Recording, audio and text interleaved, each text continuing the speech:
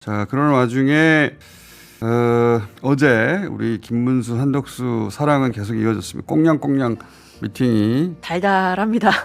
어제 공개된 장소에서 두 사람이 만났죠. 맞습니다. 어제 오후 4시였고요. 국회 사랑제 옆에 카페에서 1시간가량 진행이 됐는데 전체가 다 공개가 됐죠. 재밌었습니다. 저도 봤는데 답답하더라고요. 둘의 대화가. 진짜 이 장면만 계속 무한반복됐다고 맞아요. 무한반복됐다고 보시면 되니까. 제발 일주일 뒤 이런 말씀 하지 마시고 오늘 내일 하면 됩니다. 더 이상 뭐하러 일주일을 기다립니까? 제발. 그럼 저는 경선 과정을 거쳐서 저만이 아니라 많은 다른 후보들이 한 10명 이상의 후보들이 다 돈 1억씩 내고 통과하면 또 1억을 내고 또 그다음에 또 1억을 내고 많은 과정을 거쳐서 제가 여기 와 있지 않겠습니까? 저 거의 끝날 때까지 들렸잖아요. 효과음 너무 좋더라고.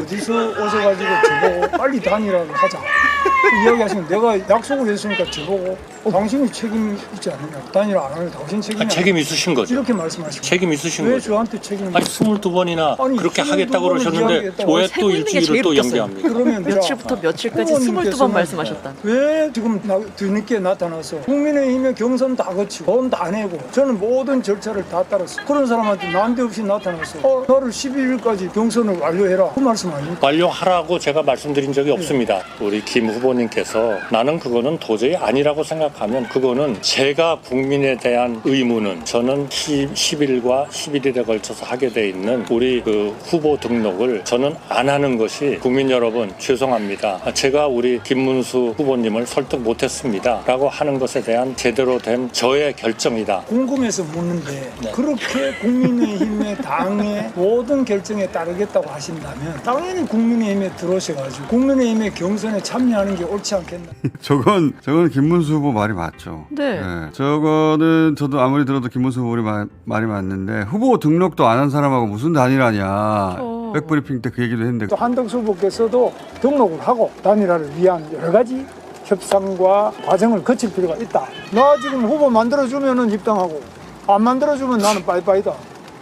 뭐 이런 게 어느 정당 역사에 이런 게 있습니까? 맞는 말인데요. 맞는 말이죠. 네. 예. 경선도 안 들어와. 후보 등록도 안 해. 그러니까 나를 단일 후보로 만들어주면 입당한다. 이 말은 당첨되면 로또 산다는 얘기 아니에요. 근데 그걸 굉장히 대국적 결단인 것처럼 이야기하더라고요. 당첨되면 로또 산다는 거지. 이거 도둑놈 단일화 싶어지. 되면 입당하겠다. 도둑놈 싶어지. 아니 도둑놈도 못 돼. 도둑놈도 담은 자기가 넘어야지. 아니, 들어 올리게. 나를 넘어서 담을 넘겨주시게 말이 되나? 당첨이 번호가 나오면 로또로 사겠어. 내가 되면 입당하겠네. 말도 안 되는 소리죠. 그런데 이 당권파 소위 쌍권은 자기들보다 훨씬 못한 김문수 따위한테 대선 후보 주고 또 대선 이후 당권도 줄 생각을 하니까 그게 받아들여지지가 않나 봐요. 권성동 대표는 알량한 후보직 막 그러던데 자긴 투표를 통해 된 사람을 자, 자기 대선 당의 후보를. 대선 후보를 알량한 후보라고. 당원들의 명령을 무시한 채 그 알량한 대통령 후보 자리를 지키기 위해서 정말 한심한 모습이었습니다. 참네. 어떻게 저러죠? 자기 당의 후보를 그러면서 강제 단일화 한다는 거 아니에요? 강제 단일화 네. 여론조사하고 뭐 전국위원회 붙인다 이거 아닙니까? 네, 여론조사 일단 오늘 오후 1시에 마감되고 그다음에 12일에 전국위원회 지금 공지가 나왔어요. 그때 이제 붙이겠다라고 하는 거죠. 그래서 김문수 후보는 가처분 신청했죠. 자기 지위에 관해서. 네네. 법원으로 끌고 간다는 얘기입니다. 가처분 신청. 날 이거는 인정해줘. 김문수 후보가 일 거라고 보는데 그러자 국민의힘에서는 이제 후보가 되려면 정당의 후보가 되려면 지긴. 대표 직인이 있어야 되거든요. 네. 그걸 안 찍어준다는 얘기도 있어요. 야. 2025 옥새 들고 나르샤.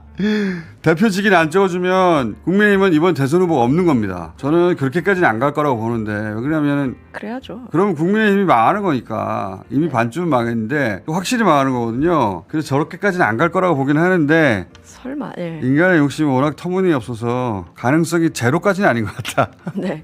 뭐든 지금 상상을 초월하기 때문에 그 사이 윤상현 의원은 또 제3당 얘기하고 있어요. 예. 이것도 정말 귀를 의심할 만한 내용이었죠. 예. 차라리 저건 의원 뭐안될 20명 이상- 일이에요. 네, 기간도 오래 걸리고. 저건 안 될 일인데 콩가루 집안이 되고 있다는 그런 신호로 읽어주시면 되고 이 단일화 하는데 여론조사 수치 네네. 보면은 어차피 이길 수 없다 단일화 해도라고 여러 번 말했고 네. 최근 조사 보면은 한덕수 후보가 일방적으로 우세한 것도 아니에요 보니까. 맞아요. 예. 일단 갤럽을 보면 이재명, 김문수로 봤을 때 37, 한덕수가 39입니다. 그러니까 한 3%밖에 차이 안 나요. 그리고 심지어는 그 에이스 리서치인가 오늘 나온 거 있잖아요. 네네네. 여기서는 김문수가 조금 높아요. 그러니까 이게 김문수든 한덕수든 별 차이 안 난다는 거예요. 지금 보니까 서로. 대선에는 아무 영향 없다. 김문수 후보가 한덕수 후보보다 경쟁력이 살짝 위인 조사도 나오기 시작했어요. 네. 그러니까 둘이 비슷비슷한 거예요, 그냥. 그리고 어떻게 보면 김문수한테 뭐 시간 싸움에서 우월하다라고 볼 수도 있고요. 꽃조사는 여전히 한덕수가 앞서게 나오긴 합니다. 요 최근에 2,000명으로는 한덕수가 여전히 조금 더 앞서긴 해요. 대경쟁력이. 그러네요. 네. 대 이재명 경쟁력이. 그래봐야 더블 스코어인데.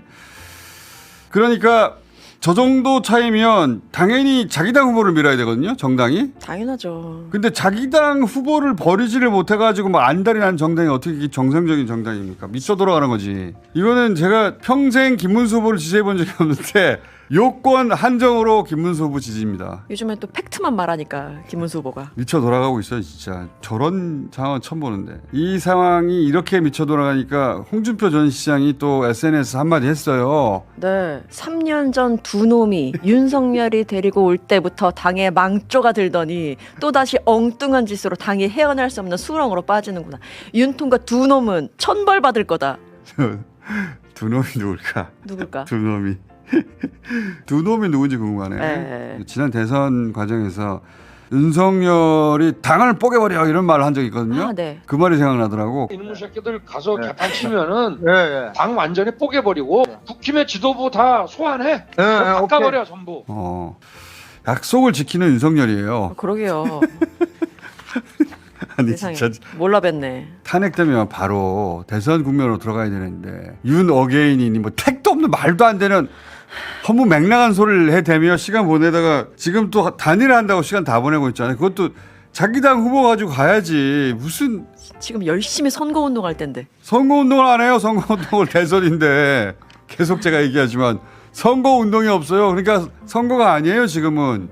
아, 네. 코미디네 진짜. 자타공인 보수 대표 동력 중 한 분인 정유재 대표가 어제 또 이재명 후보 얘기하다가 본인의 그 방송에서 울컥하는 대목이 있습니다. 이재명 후보의 그 눈물 바다의 연설을 그걸 보면서 우리가 살아가는 삶의 방식, 제가 저거 보다가 저분이 대선에서 이재명 후보를 찍진 않을 거예요. 결국은. 그러니까 자기가 이해할 만하다. 납득할 만하다. 네네.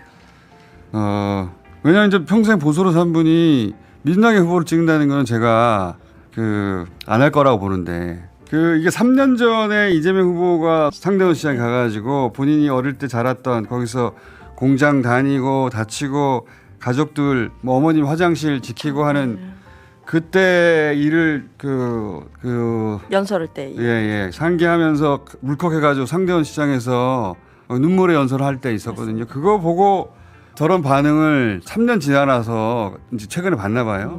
저런 감정이 올라왔는데 저렇게 감정이 올라왔다는 건 이제 경계를 풀고 마음을 풀고 있는 그대로 받아들였다는 거잖아요. 그거 대단한 거거든요. 네네.